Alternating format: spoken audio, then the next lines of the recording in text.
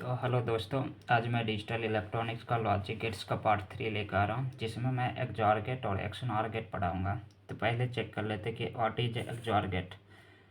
XOR gate का alternate देख लेते हैं, डेफिनेशन क्या होता है या अल्टरनेट नाम क्या होता है। It is also refer to exclusive OR gate और एक्सॉर गेट भी कहते हैं इसको। It is used extensively in arithmetic logic circuits, logical comparators and error detection में इसको यूज करते हैं। XOR gate can take only two inputs at a time and give the an output। जो XOR gate होता है eight ए time हम दो ही input दे सकते हैं और आउटपुट उसी के करस्पॉन्डिंग मुझे मिलता है। इसका डेफिनेशन क्या होता है XOR गेट का, अगर बोथ इनपुट अगर डिफरेंट है तभी मेरा आउटपुट आता है, अगर बोथ इनपुट मेरा अगर सेम है तो आउटपुट मेरा जीरो होता है इसमें। जैसे इसका सिंबल देख लेते हैं कि इसका सिंबल है दो इनपुट के लिए, तो इसका सिंबल ये होता है और y इक्वल टू ए। ये जो मेरा सिंबल होता है ये प्लस के सर्कल के अंदर जो प्लस लिखते हैं इसी को हम क्या करते हैं XOR गेट कहते हैं। इसको जब पीओएस फॉर्म में लिखते थे ए के ऊपर बार बी प्लस ए और बी के ऊपर बार लगा देते हैं, तो इसको हम XOR गेट कहते हैं। यहाँ पे ट्रुथ टेबल चेक कर लेते हैं कि यहाँ पे दो इनपुट ए और बी है और वाई मेरा आउटपुट है, तो ये 0 0 चार कम्बिनेशन हो जाएगा दो इनपुट के लिए, 0 0 0 1 1 0 और 1 1। तो मेरा XOR लॉजिक क्या कहता है कि अगर मेरा बोथ इनपुट अगर सेम है तो आउटपुट मेरा 0 हो जाएगा, और अगर डिफरेंट है तो मेरा आउटपुट 1 हो जाएगा। जैसे 0 0 दोनों सेम है तो यहाँ पे मैं 0 लगा दूंगा, 0 1 है तो आउटपुट मेरा 1 हो जाएगा, 1 0 है तो आउटपुट 1 हो जाएगा, अगर 1 1 है तो मेरा आउटपुट 0 हो जाएगा।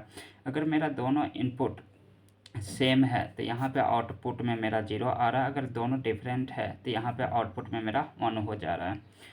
अगर इसी को अगर अल्टरनेट से मैं अगर समझाना चाहूँ तो ये मॉडुलो सम पे काम करता है। जैसे 0 0 का अगर ऐड करेंगे तो 0 प्लस 0 क्या होता है 0, और इसका जब मॉडुलस हम 2 के साथ लेते हैं तो इसका रिमाइंडर क्या हो जाएगा 0। अगर 0 प्लस 1 करेंगे तो 0 प्लस 1 करेंगे तो ये 1 हो जाएगा, और 1 को मॉडुलस 2 करेंगे तो क्या आ जाएगा, इसका रिमाइंडर क्या हो जाएगा 1 ही होगा। उसी प्रकार से जब 1 और 0 को ऐड करेंगे तो 1 हो जाएगा, और 1 को जब मॉडुलस 2 करेंगे तो इसका रिमाइंडर 1 हो जाएगा। जब 1 प्लस 1 करेंगे तो इसका क्या आ जाएगा 2। 2 को जब मॉडुलस 2 करेंगे तो इसका रिमाइंडर क्या बनता है 0। इसलिए जो होता है इसको हम क्या कहते हैं कि मॉडुलस सम का, इसको कहते हैं मॉडुलस सम कहते हैं। तो XOR गेट में क्या होता है कि ए XOR अगर सेम के साथ एक्सॉरिंग करते तो उसका आउटपुट मेरा क्या होता है 0 होता है। तो यहाँ से ए XOR ए दोनों मेरा इनपुट सेम है तो इसका आउटपुट क्या हो जाएगा 0। तो यहाँ से एक प्रॉपर्टी देख लेते हैं, इसको अंदर तो इसको बाहर करेंगे तो क्या हो जाएगा ए XOR 0 के साथ करेंगे तो इसका आउटपुट क्या हो जाएगा मेरा ए हो जाएगा। उसी प्रकार से XOR गेट क्या कहता है कि ए XORing अगर दूसरे के साथ करते ए बार के साथ में तो मेरा आउटपुट क्या हो जाएगा 1 होता है। जैसे यहाँ पे ए है और इसका कम्प्लीमेंट है, ये दोनों का जब XOR गेट करते तो इसका क्या होता है मेरा आउटपुट 1 होता है। तो एक अंदर और एक बाहर कर देते तो यहाँ से क्या हो जाएगा ए XOR 1 इजकल टू ए का बार। तो ये मेरा 4 प्रॉपर्टीज है जो कि आगे बहुत ही यूज होता है इसका। और चौथा पॉइंट देख लेते कि इसको हम ऑल्सो कॉल्ड कहते हैं कि ऑड पैरिटी डिटेक्टर और इवन पैरिटी जनरेटर कहते हैं। जो XOR गेट होता है इसका 2 अल्टरनेट नेम होता है जो कि आगे चल के हम बताएंगे कि ऑड पैरिटी डिटेक्टर और इवन पैरिटी जनरेटर होता क्या है। और यहाँ पे एक और प्रॉपर्टी जिसका देख लेते हैं, जैसे कि मेरा ये XOR गेट है, एज ए इनपुट है, यहाँ पे 0 एज ए फ्लो टर्मिनल पे 0 लगा देते हैं, एज ए इनपुट है, और यहाँ पे 1 पे चेक करते हैं कि इसका आउटपुट क्या होता है। जैसे यहाँ पे ए इक्वल टू 0 देंगे तो 0 0 तो मेरा दोनों सेम है तो आउटपुट क्या हो जाएगा 0 हो जाएगा। अगर 0 और 1 है तो यहाँ से क्या किया कि इनपुट को चेंज किया, 0 से 1 कर दिया तो 1 और 0 क्या होता है दोनों डिफरेंट है तो मेरा आउटपुट क्या हो जाएगा 1 हो जाएगा। तो यहाँ पे देखते हैं कि जो भी इनपुट दिए हैं यहाँ पे 0 और 1 दिए हैं तो उसी प्रकार से मेरा आउटपुट में आ रहा है 0 पे 0 आ रहा है और 1 पे मेरा क्या आ रहा है 1 ही आ रहा है। तो इसको कहते हैं कि जब कंट्रोल 0 देते हैं कंट्रोल जीरो पे क्या होता है मेरा, ये बफर की तरह काम करता है। बफर का मतलब है कि जो भी इनपुट में दे रहे वही मेरा आउटपुट में आ रहा, तो उसको हम बफर कहते हैं। उसी प्रकार से जब यहाँ पे चेक करते कि ए इजकल टू जीरो, जीरो और वन मेरा क्या है, दोनों डिफरेंट है। डिफरेंट है तो आउटपुट क्या हो जाएगा, वन हो जाएगा। अगर वन वन लेते तो वन वन मेरा क्या है, दोनों सेम है तो आउटपुट क्या हो जाएगा, जीरो हो जाएगा। तो यहाँ पे देखते कि जीरो जब इनपुट में देते तो मेरा आउटपुट में वन होता है, जब वन दे रहे हैं तो आउटपुट में मेरा जीरो हो जा रहा है। तो इसका मतलब क्या है कि जीरो का वन हो रहा और वन का जीरो हो रहा। तो इसको क्या कहते हैं कि कंट्रोल जो मेरा वन पे क्या हो रहा है, ये इन्वर्टर की तरह काम करता है। ये एक इन्वर्टर की तरह काम करता है। इन्वर्टर का मतलब है कि जो भी एज ए इनपुट दे रहे हैं तो मेरा कम्प्लीमेंट होकर आउटपुट में आ रहा है, नॉट गेट की तरह काम करता है। और चौथा इसका 6 प्रॉपर्टीज देख लेते हैं। Commutative law. कम्यूटेटिव लॉ क्या होता है कि A XOR B is equal to B XOR A. जैसे कि ए और बी दो इनपुट है तो इसका 4 कम्बिनेशन बनेगा, 0 0 0 1 1 0 और 1 1। तो यहाँ से ए एक्सॉर बी करेंगे तो क्या आ जाएगा, 0 0 दोनों सेम है तो 0 आउटपुट हो जाएगा, 0 1 है तो 1 हो जाएगा, 1 0 है तो 1 हो जाएगा और 1 1 है तो 0 हो जाएगा। उसी प्रकार बी प्लस बी एक्सॉर ए करते हैं, बी एक्सॉर ए तो बी 0 और 0 दोनों इनपुट मेरा सेम है तो आउटपुट क्या हो जाएगा, 0 0 1 और 0 दोनों क्या डिफरेंट है तो आउटपुट क्या हो जाएगा, 1 हो जाएगा। 0 और 1 ये भी डिफरेंट है तो 1 हो जाएगा और दोनों सेम है तो फिर क्या हो जाएगा, 0। तो यहाँ पे देखते हैं कि मेरा दोनों जो आउटपुट आ रहा मेरा दोनों सेम आ रहा। तो A XOR B is equal to B XOR A. तो यहाँ से हम कह सकते हैं कि जो मेरा एक्सॉर गेट है वो कम्यूटेटिव लॉ फॉलो करता है। ये क्या फॉलो करता है, कम्यूटेटिव लॉ को ये फॉलो करता है। और इसका अगर बुलियन एक्सप्रेशन लिखेंगे तो बुलियन एक्सप्रेशन क्या हो जाएगा एक्सॉर गेट का। तो यहाँ पे देखते हैं कि ये मेरा क्या है, आउटपुट है A XOR B is equal to क्या मान लेते हैं, वाई इजकल टू मेरा क्या है, ए एक्सॉर बी। ये जो आउटपुट है तो इसका बुलियन एक्सप्रेशन कैसे हो जाएगा। यहाँ पे चेक करते हैं कि 1 और 1 मेरा कहाँ पे आ रहा, तो 1 आ रहा है एक तो यहाँ पे और एक मेरा यहाँ पे आ रहा, और 0 कहाँ आ रहा मेरा, 0 ये दोनों इनपुट पे आ रहा और यहाँ पे आ रहा। जब इसको लिखेंगे ना तो इसको तोड़ेंगे तो ए का बार बी प्लस का ए और बी के ऊपर बार, इस तरह से इसका एक्सप्रेशन बनता है। और सातवां प्रॉपर्टी जिसका है एसोसिएटिव लॉ, क्या इस एक्सॉर गेट जो है एसोसिएटिव लॉ फॉलो करता है या नहीं करता है। तो यहाँ पे चेक कर लेते हैं। तो ए एक्सॉर बी के साथ फिर एक्सॉरिंग कर देते हैं सी के साथ। उसी तरह ए एक्सॉर पहले हम बी प्लस सी को एक्सॉर कर लेते हैं, फिर उसको क्या करते हैं ए के साथ एक्सॉरिंग कर लेते हैं। तो इसको हम प्रूव करते हैं कि क्या ये फॉलो करता है या नहीं करता। तो मान लेते हैं कि पहले ए एक्सॉर बी कर लेते हैं, या जो 3 इनपुट के लिए काम कर रहा हूँ तो इसका कितना कम्बिनेशन बन जाएगा, 8 कम्बिनेशन बनेगा। जैसे ए बी सी, तो यहाँ से क्या हो जाएगा 0 0 0 0 0 1 0 1 0 0 1 1 1 0 0 1 0 1 1 1 0 और 1 1 1। तो यहाँ से क्या बन जाएगा मेरा, देखते हैं कि 8 कम्बिनेशन एक, इसको अगर डिसिमल में लिखेंगे तो क्या है, 0 0 है तो 0 हो जाएगा, 0 0 1 है तो 1 हो जाएगा, 0 1 1 0 है तो इसको 2 लिख सकते हैं, 0 1 1 है तो 3 हो जाएगा, 1 0 0 है तो 4 हो जाएगा, 1 0 1 है तो 5 हो जाएगा, 1 1 0 है तो 6 हो जाएगा और 1 1 1 है तो 7 हो जाएगा। ये मेरा हो गया डिसिमल। इसको डिसिमल में कैसे लिखते हैं, तो यहाँ से 0 7 मतलब 8 नंबर्स हो गया। अब इसको करते कि A XOR B plus XOR C के साथ में, ए एक्सॉर बी पहले करते हैं फिर एक्सॉरिंग करते सी के साथ में। तो इसका आउटपुट क्या आएगा हमें, तो यहाँ से देखते हैं कि ए एक्सॉर बी पहले करते तो 0 और 0 दोनों सेम है तो आउटपुट क्या हो जाएगा 0।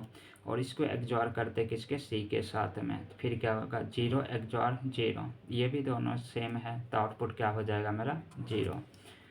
तो यहाँ से फिर देखते हैं कि 0 और 0 दोनों सेम है तो आउटपुट क्या हो जाएगा 0। और जब ये एक्सॉर करेंगे सी के साथ में तो 0 एक्सॉर 1 तो क्या हो जाएगा, दोनों डिफरेंट है तो 1 हो जाएगा। 0 और 1 दोनों डिफरेंट, आउटपुट क्या हो जाएगा 1। और 1 को एक्सॉरिंग करेंगे सी 0 के साथ में तो क्या हो जाएगा 1 और 0 दोनों डिफरेंट है तो आउटपुट क्या हो जाएगा 1। 0 और 1 क्या हो जाएगा 1 और 1 1 मतलब दोनों सेम हो गया तो आउटपुट क्या हो जाएगा 0। उसी प्रकार से यहाँ देखते हैं कि 1 और 0 दोनों डिफरेंट और आउटपुट क्या हो जाएगा 1। 1 को 0 के साथ एक्सॉरिंग करेंगे तो क्या हो जाएगा n1 एक्सॉर 0 क्या हो जाएगा 1। और इसके बाद 1 0 दोनों डिफरेंट और आउटपुट क्या हो जाएगा 1। और 1 को एक्सॉरिंग करेंगे सी के साथ क्या हो जाएगा 1 एक्सॉर 1 तो 0। 1 एक्सॉर 1 क्या हो जाएगा 0 और 0 एक्सॉर 0 दोनों सेम है तो 0। 1 एक्सॉर 1 दोनों सेम है तो 0 और 0 को फिर करेंगे 1 के साथ में 0 एक्सॉर 1 तो 1 हो जाएगा। तो यहाँ से मेरा ये आउटपुट निकलता है। और उसी प्रकार से जब करते हैं कि ए एक्सॉर पहले बी प्लस सी को एक्सॉरिंग करके उसके बाद क्या करते हैं ए के साथ एक्सॉर करते हैं। तो पहले बी प्लस सी को देख लेते हैं, बी एक्सॉर सी तो दोनों इनपुट अगर मेरा सेम है तो आउटपुट क्या हो जाएगा 0। तो 0 0 है तो दोनों सेम है तो 0 0 को फिर 0 के साथ करेंगे तो क्या आ जाएगा 0। 0 1 है तो क्या हो जाएगा 1 और 1 के साथ 0 करेंगे तो फिर क्या हो जाएगा 1। और 1 0 है तो इसका एक्सॉरिंग दोनों डिफरेंट है तो 1 और 1 को 0 के साथ करेंगे तो क्या हो जाएगा 1 हो जाएगा। 1 1 दोनों मेरा सेम है तो आउटपुट में क्या आ जाएगा 0। 0 के साथ 0 करेंगे तो क्या आ जाएगा 0। 0 एक्सॉर 0 दोनों सेम है तो 0 और उसके साथ एक्सॉरिंग करेंगे 1 को तो क्या हो जाएगा 1 हो जाएगा। 0 एक्सॉर 1 दोनों क्या डिफरेंट है तो आउटपुट में क्या आ जाएगा 1। 1 को एक्सॉरिंग करेंगे ए के साथ में तो क्या हो जाएगा 1 एक्सॉर 1 तो दोनों सेम हो गया तो आउटपुट क्या बनेगा मेरा 0। और 1 0 दोनों डिफरेंट है तो क्या हो जाएगा आउटपुट मेरा 1। और 1 को एक्सॉरिंग करेंगे 1 के साथ क्या बन जाएगा 0। 1 एक्सॉर 1 दोनों सेम है तो आउटपुट क्या हो जाएगा 0। 0 को 1 के साथ करेंगे तो क्या हो जाएगा 1। यहाँ पे देखते हैं कि मेरा जो है ए एक्सॉर बी और उसके साथ जब सी के करते हैं तो मेरा ये आउटपुट आता है। और जब ए एक्सॉर बी प्लस सी पहले बी प्लस सी को करते हैं उसके बाद एक्सॉरिंग ए के साथ करते हैं तो मेरा आउटपुट सेम आ रहा है। तो यहाँ से हम एक कंक्लूजन निकाल सकते हैं कि जो मेरा एक्सॉर गेट है वो कम्यूटेटिव लॉ और एसोसिएटिव लॉ दोनों फॉलो करता है। अब नेक्स्ट देख लेते हैं एक्सनॉर गेट। एक्सनॉर गेट क्या होता है, ये मेरा दूसरे जो है एक्सजॉर गेट के बाद क्या होता है एक्सनॉर गेट। एक्सनॉर गेट होता है क्या, इसका डेफिनेशन चेक कर लेते पहले। तो the XNOR gate is the combination of XOR gate and NOT gate. मतलब एक्सनॉर गेट जो है ये कम्बिनेशन होता है किसका, तो एक्सॉर गेट का और नॉट गेट का। The output of the XNOR gate is high when जब बोथ इनपुट्स आर हाई। तो एक्सनॉर गेट क्या कहता है कि जब मेरा दोनों इनपुट अगर सेम होता है या तो हाई हो या लो है, अगर दोनों इनपुट अगर सेम होता तो मेरा आउटपुट क्या हो जाएगा हाई हो जाएगा। अगर वर्ड में क्या बोल सकते हैं कि the output of the XNOR gate is high when both the inputs are same. अगर दोनों इनपुट मेरा सेम है तो बोल सकते कि आउटपुट मेरा क्या हो जाएगा हाई हो जाएगा। तो इसका सिंबल देख लेते कि इसका सिंबल क्या आता। पहले तो एक्सॉर गेट बनाते हैं, ये मेरा एक्सॉर गेट है, उसके ऊपर मैं क्या करता हूँ नॉट गेट लगा देता हूँ। तो ये मेरा क्या हो गया एक्सनॉर गेट। तो ए और बी दो इनपुट है तो आउटपुट में क्या हो जाएगा ए। इसको डॉट जो है उसके सर्कल लगा देते हैं तो ये मेरा क्या हो जाएगा एक्सनॉर गेट का रिप्रेजेंटेशन। जब इसका हम POS फॉर्म लिखते हैं, इसको मैं आगे डिस्कस करूँगा कि व्हाट इज़ POS और SOP फॉर्म। दो फॉर्म होता है जो कि बुलियन अलजेब्रा में पढ़ाते हैं। तो यहाँ से इसको जब ओपन करते कि A के बार B के बार प्लस का A और B, तो इसको इस तरह से ओपन करता है। इसका ट्रू टेबल देख लेते हैं।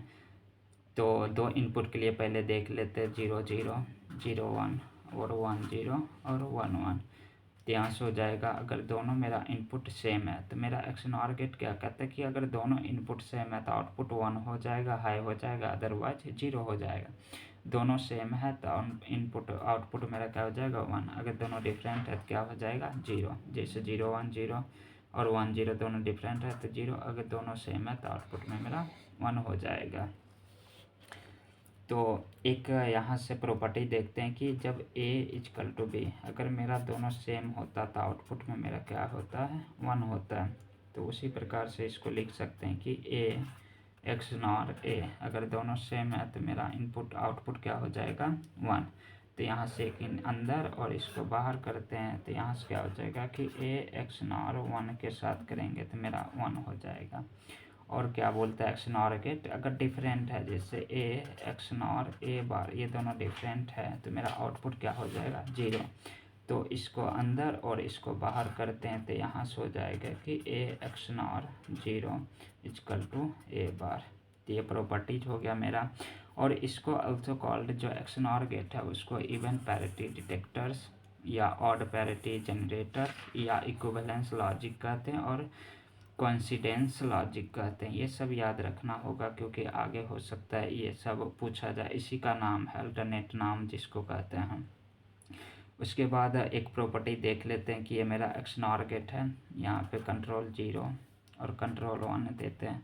तो यहाँ से जब इनपुट में मैं 0 लगाता हूँ, अगर मेरा इनपुट में और सेम होता है 0 0 तो मेरा आउटपुट क्या हो जाएगा 1 हो जाएगा।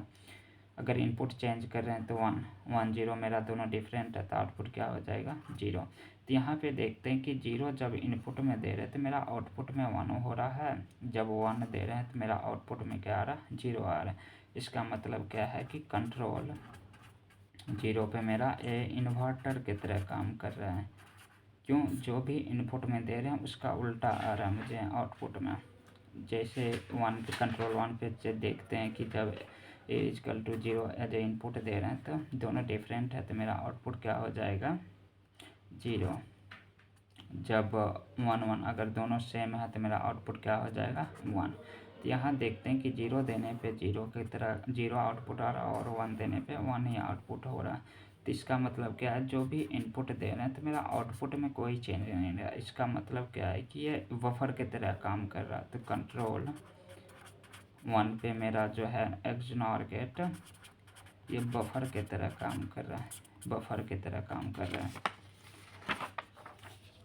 और ये इसका कम्यूटेटिव और एसोसिएटिव लॉ देख लेते हैं। तो कम्यूटेटिव में क्या हो जाएगा कि a XNOR b is equal to b XNOR a।